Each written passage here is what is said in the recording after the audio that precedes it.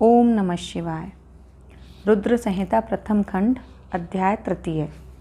शीर्षक है माया निर्मित नगर में शील निधि की कन्या पर मोहित हुए नारद जी का भगवान विष्णु से उनका रूप मांगना, भगवान का अपने रूप के साथ उन्हें वानर का सा मुंह देना, कन्या का भगवान को वरण करना और कुपित हुए नारद का शिवगणों को शाप देना। सूत जी कहते हैं, महर्षियों, जब नारद मुनि इच्छानुसार वहाँ से चले गए तब भगवान शिव की इच्छा से माया विशारद श्री हरि ने तत्काल अपनी माया प्रकट की। उन्होंने मुनि के मार्ग में एक विशाल नगर की रचना की जिसका विस्तार 100 योजन था। वह अद्भुत नगर बड़ा ही मनोहर था। भगवान ने उसे अपने वैकुंठ लोक से भी अधिक रमणीय बनाया था। नाना प्रकार की वस्तुएं उस नगर की शोभा बढ़ाती थीं। वहाँ स्त्रियों और पुरुषों के लिए बहुत से विहार स्थल थे। वह श्रेष्ठ नगर चारों वर्णों के लोगों से भरा था। वहाँ शील निधि नामक ऐश्वर्यशाली राजा राज्य करते थे। वे अपनी पुत्री का स्वयंवर करने के लिए उद्यत थे, अतः उन्होंने महान उत्सव का आयोजन किया। उनकी कन्या का वरण करने के लिए उत्सुक हो चारों दिशाओं से बहुत से राजकुमार पधारे, जो नाना प्रकार की वेशभूषा और सुंदर शोभा से प्रकाशित हो रहे थे। उन राजकुमारों से वह नगर भरा पूरा दिखाई देता था। ऐसे सुंदर राजनगर को देख नारद जी मोहित हो गए। वे राजा शील निधि के द्वार पर गए। मुनि शिरोमणि नारद को आया देख महाराज शील निधि ने श्रेष्ठ रत्नमय सिंहासन पर बिठाकर उनका पूजन किया।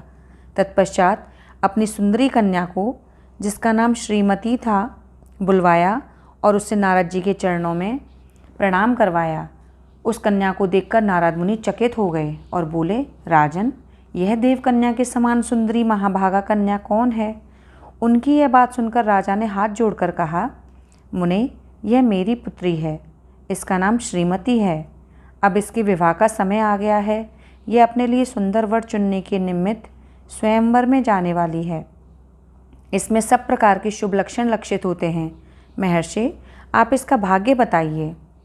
राजा के इस प्रकार पूछने पर काम से विह्वल हुए मुनिश्रेष्ठ नारद उस कन्या को प्राप्त करने की इच्छा मन में लिए राजा को संबोधित करके इस प्रकार बोले, भूपाल, आपकी यह पुत्री समस्त शुभ लक्षणों से संपन्न है, परम सौभाग्यवती है।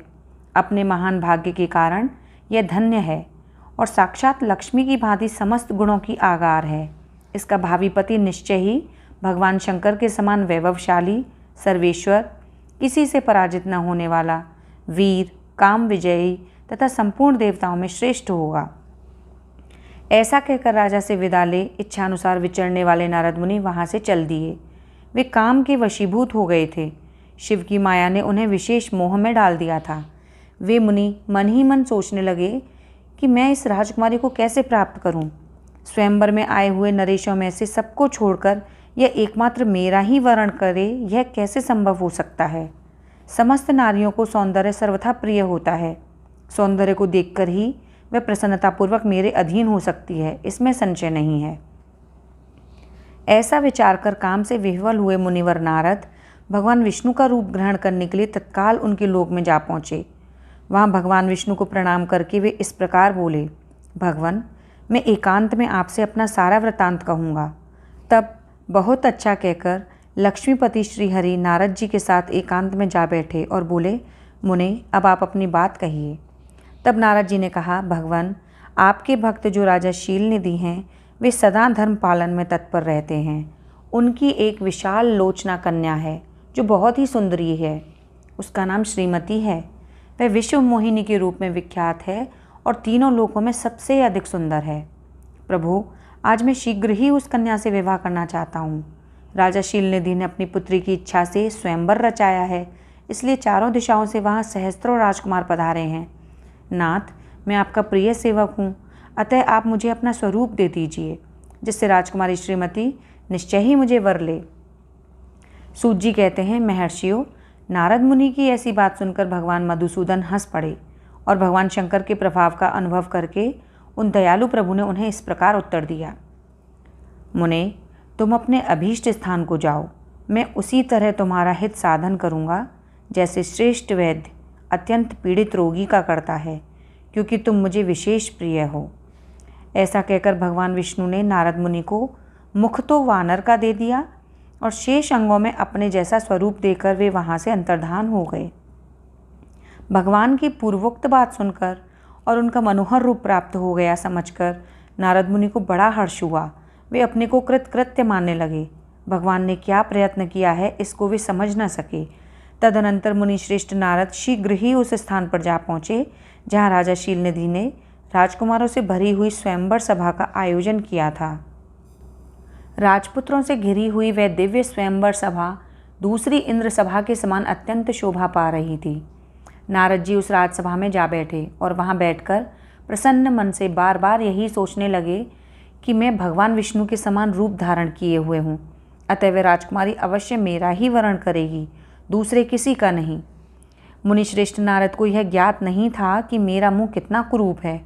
उस सभा में बैठे हुए सब मनुष्यों ने मुनि को अपने पूर्व रूप में ही देखा। राजकुमार आदि कोई भी उनके रूप परिवर्तन के रहस्य को न जान सके। वहाँ नारद जी की रक्षा के लिए भगवान रुद्र के 2 पार्षद आए थे, जो ब्राह्मण का रूप धारण करके गूढ़ भाव से वहाँ बैठे थे। वे ही नारद जी के रूप परिवर्तन के उत्तम भेद को जानते थे। मुनि को कामावेश से मूढ़ हुआ जान वे दोनों पार्षद उनके निकट गए और आपस में बातचीत करते हुए उनकी हंसी उड़ाने लगे, परंतु मुनि तो काम से विह्वल हो रहे थे, अतः उन्होंने उनकी यथार्थ बात भी अनसुनी कर दी। वे मोहित हो श्रीमती को प्राप्त करने की इच्छा से उसके आगमन की प्रतीक्षा करने लगे। इसी बीच में वह सुंदरी राजकन्या स्त्रियों से घिरी हुई अंतःपुर से वहां आई। उसने अपने हाथ में सोने की एक सुंदर माला ले रखी थी।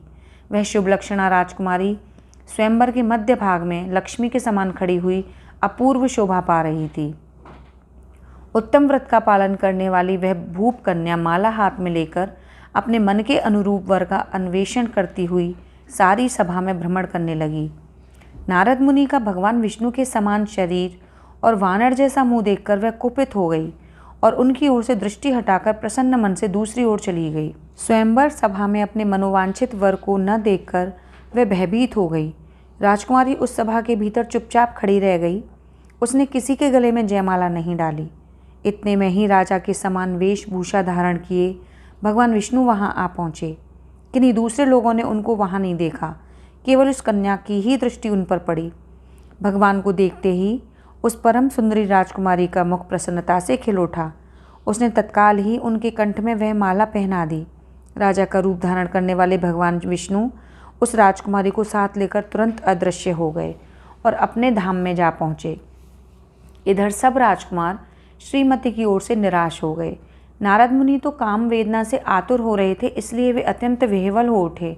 तब वे दोनों विप्र रूपधारी ज्ञान विशारद रुद्रगण काम विह्वल नारद जी से उसी क्षण बोले, हे नारद, हे मुने, तुम व्यर्थ ही काम से मोहित हो रहे हो और सौंदर्य के बल से राजकुमारी को पाना चाहते हो। अपना वानर के समान घृणित मुंह तो देख लो। सूत जी कहते हैं, महर्षियों, उन रुद्रगणों का यह वचन सुनकर नारद जी को बड़ा विस्मय हुआ। वे शिव की माया से मोहित थे। उन्होंने दर्पण में अपना मुंह देखा। वानर के समान अपना मुंह देख वे तुरंत ही क्रोध से जल उठे और माया से मोहित होने के कारण उन दोनों शिवगणों को वहाँ शाप देते हुए बोले, अरे, तुम दोनों ने मुझ ब्राह्मण का उपहास किया है, अतः तुम ब्राह्मण के वीर्य से उत्पन्न राक्षस हो जाओ। ब्राह्मण की संतान होने पर भी तुम्हारे आकार राक्षस के समान ही होंगे।